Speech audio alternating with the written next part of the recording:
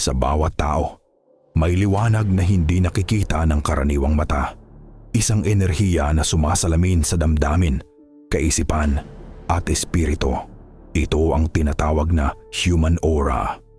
Sa aklat ni Swami Pankadasi na Human Aura, Astral Colors and Thought Forms, ipinaliwanag niya na ang aura ay maaaring matutunang makita kung ang mata at isip ay sanay.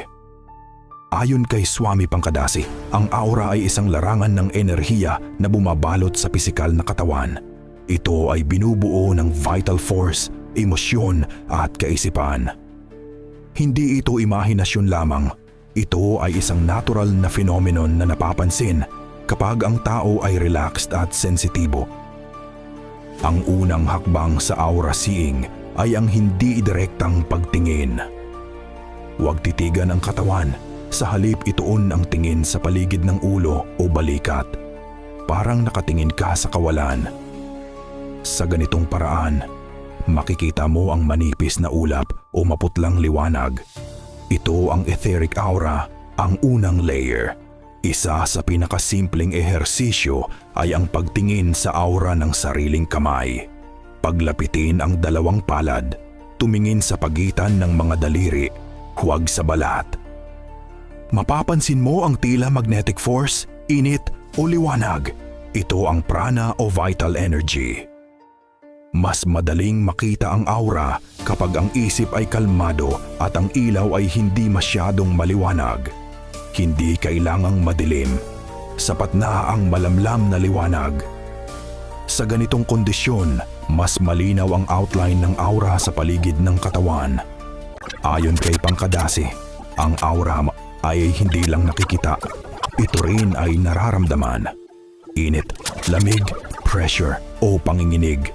Lahat ng ito ay senyales ng astral perception. Kapag nasanay na ang mata, susunod na lilitaw ang mga kulay. Ang bawat kulay ay sumasalamin sa emosyon at estado ng isip ng tao.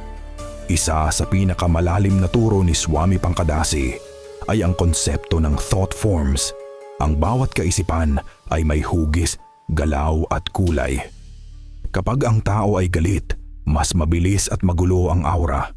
Kapag payapa, ito ay pantay at malinaw. Sa mas mataas na antas, ang aura ay hindi na basta nakikita ng mata. Ito ay napapansin ng kamalayan.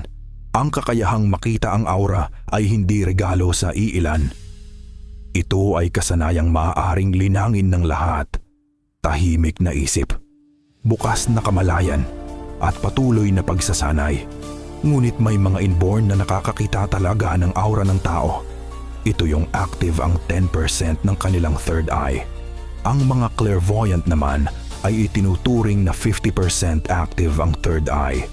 Bukod rin sa mga pamamaraan ni Swami Pankadasi, may iba pa ring pamamaraan tulad ng pagtitig sa isang mystical na hugis o jantra na habang tinititigan mo ito, ay magre-recite ka rin ng mantra sa isip mo.